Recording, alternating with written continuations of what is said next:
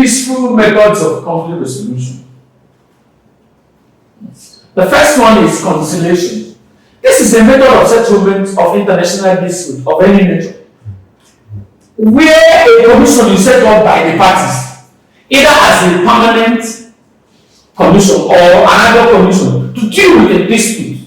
It proceeds to impartial examination of the dispute, attempts to define the terms of settlement, and bring out acceptable proposition that will favor the two parties involved. But one thing you have to know about this conciliation is that the two parties or the parties involved are not mandated to take the proposition of the mutual party. The most pronounced thing about conciliation is that there must be a commission set up to solve the conflict between the parties involved, and these parties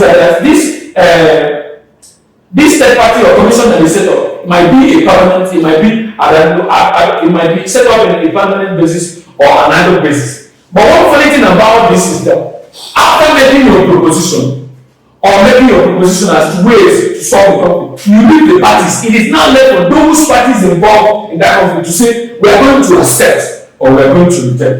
That is one thing about conciliation. The next one. Mediation involves the use or bringing of a third party to intervene in a conflict. It can also be referred to as facilitated negotiation. When we talk about mediation, it is seen as a voluntary. It is not usually, the other one is formal. It is formal in the sense that a commission is set up to it. That is conciliation. To solve. The commission goes to look at, it takes track and maps out ways of solving this problem. But the funny thing, or the unfortunate thing, is that it will impose its decision on the parties involved. For mediation, it is just probably, for instance, let me use the example. Nigeria and Ghana, both of them, Nigeria and Ghana is having a conflict. Ordinarily, both countries were colonized by the Britain. So Britain said, these are my people. Now decide on a voluntary, informal, it's not formal, to do what? To intervene and solve, mediate between the two people.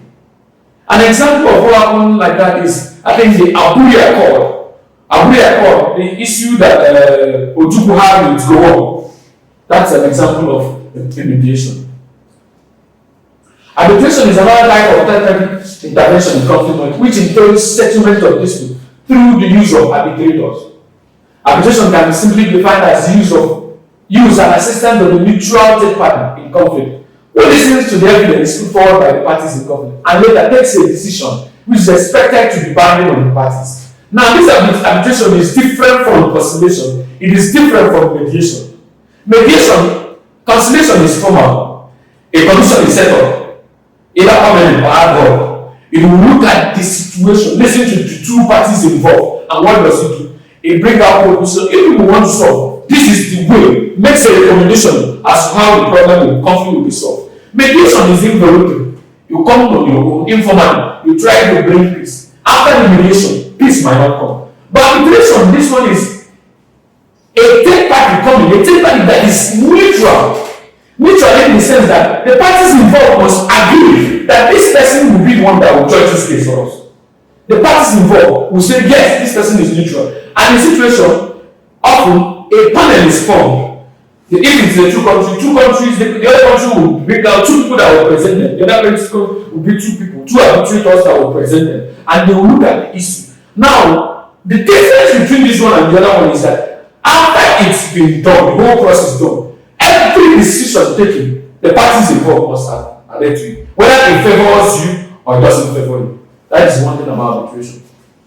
With this discussion, we have observed that international law is a phenomenon without compulsory jurisdiction in the event of disagreement or dispute. There are many ways of peaceful and non-violent settlement of it taking place at various levels and in many countries of the world. They are obviously lawful but are not, strictly speaking, legal. The success of all these non-legal means will be determined by the willingness of the parties involved to end or resolve their differences amicably as the decision or agreement which is not binding on other parties, while the legal means outcome is binding on both parties involved in the dispute. We'll just look at methods of conflict and we'll look at conciliation, which says that an official party is set up on an ad hoc basis that looks at solving the problem, makes recommendation, but the parties involved are left to agree or disagree. The other one is mediation, where a neutral body comes on its own to mediate between the two parties. The last one is the arbitration method, where a third neutral party, agreed by the parties involved in the conflict, comes in to make recommendations as to ways to solve the conflict. And one funny thing about this is that at the end, any decision taken must bind to the parties.